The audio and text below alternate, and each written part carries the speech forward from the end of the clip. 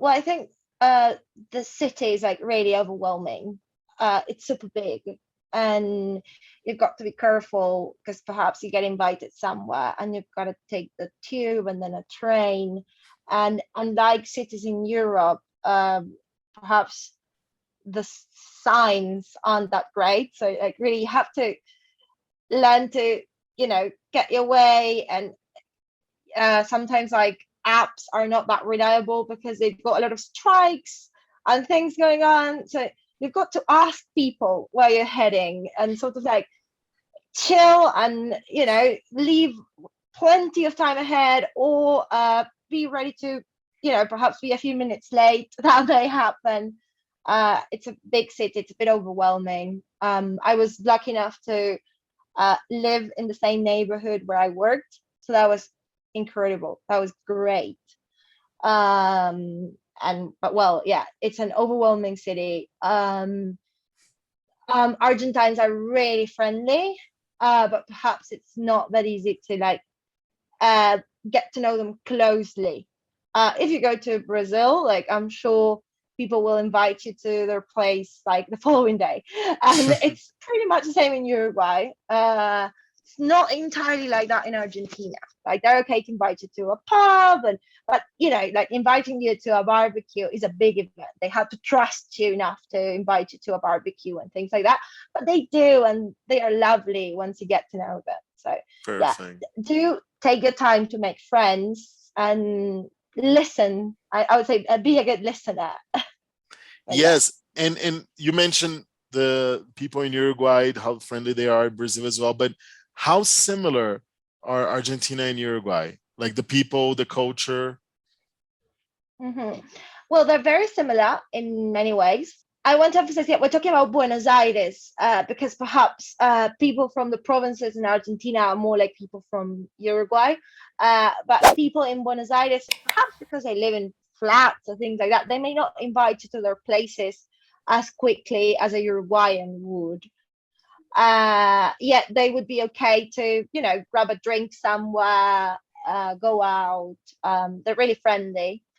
And then Argentina has a huge expat community, unlike Uruguay. Hmm. So I'm sure expats wouldn't feel lonely in Argentina because like they have a huge community and they can find out about it online, etc. However, I do think like why would you move to a country to hang out exclusively with foreigners? So I would invite you to meet up with Argentinian people as well. But well, that's my opinion. Yeah, no, sure, definitely. I love. I mean, I've been to Buenos Aires 5 times. Like, I just love just going out and meeting people, and even the at that time I couldn't speak Spanish really well, but because there's so many Brazilians in Buenos Aires, like we could always communicate, and and it was a bit difficult at some point, but it was great. And I was this question is going to be tough because it's about the cost of living. And we know, I mean, I'm sure people have heard about the economic crisis that's been happening, still going on in Argentina. But how can you explain, for example, wages, inflation, and also how much you spend on like rent, groceries, transportation? How can you explain that? I don't even know how to ask you that. Well, first of all, it's really unpredictable. So if you're taking your savings with you, make sure you bring some USD because obviously inflation in US dollars tends to remain the same. Like there's no inflation in US dollars. Like the inflation is in Argentine pesos, obviously. So my problem was that I was earning uh, an Argentinian salary, and then like there were years in which inflation was like 50%, 50%. Uh, and that's insane. So I remember I had a bakery near my house when I moved to Argentina back in the year 2013. And my parents helped me move. So I went there to buy some pastries. And there was this pastry that they really liked. And I remember it was so cheap. It was 6 Argentine pesos. And I remember that vividly. And then when I came back home in 2019, the cost of that pastry was 80 Argentine pesos. So Wow. 7 years later, it gone from 6 to 70 Argentine pesos. Yeah. So be prepared for that. Like Argentinians are used to that, and they can live with it. I guess some struggle, obviously, and it's really sad. But yeah. But what about what would you say, for example, right now I'm in Bogota and like I get paid like from a foreign company to my Brazilian account, and then I can just get my debit card here and withdraw some cash. For someone who's like working remotely and would like to live in Buenos Aires, for example, how would you like, and they're getting paid from a company, outside abroad?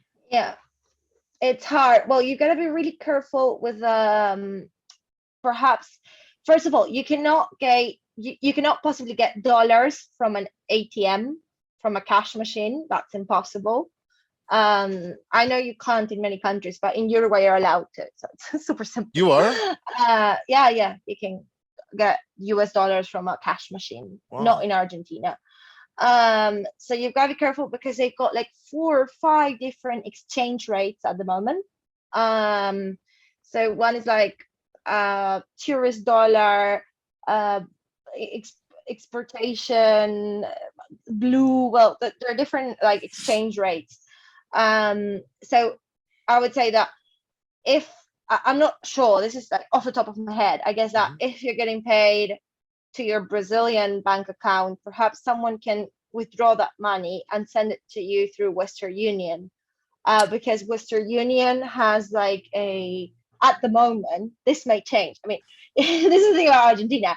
You've got to be ready for things to change. But at the moment, you get about 200 pesos per dollar with Western Union. And that's not too bad. That's quite good, actually. Yeah. And what if I bring, for example, I don't know, 500 US dollars and I want to exchange? Where should I go? Should I go to the banks or the black market?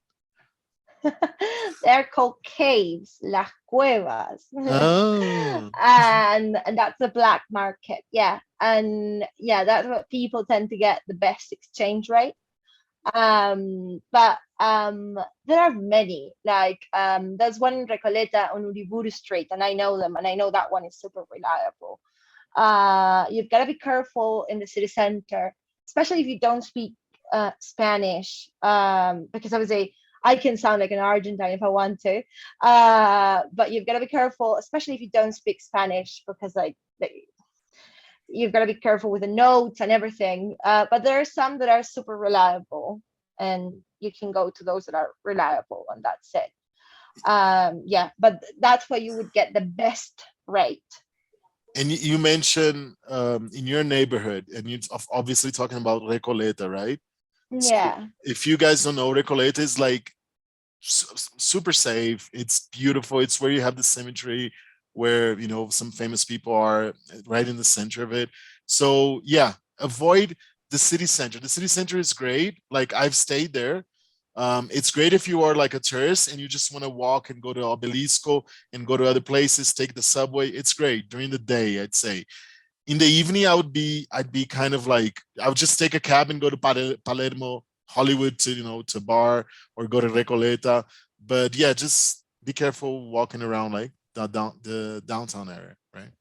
For sure, yeah. So Recoleta is a really nice neighborhood to live in, and good news is that as a teacher, especially if you've got some students abroad, you can definitely afford living there. I mean, obviously in a small flat, very likely. Like, don't expect like a huge flat with a huge balcony, because that would be really expensive. But you can definitely afford to live there as a teacher.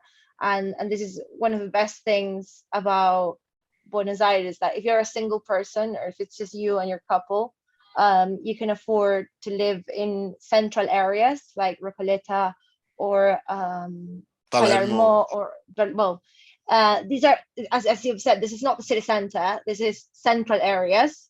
because then they've got the suburbs, and that's huge. Hmm. And yeah, lovely as well, but like a lot more difficult to live there and get by, because public transport can be crazy. Yeah. But yeah, find out very well about the neighborhood you'll be living in.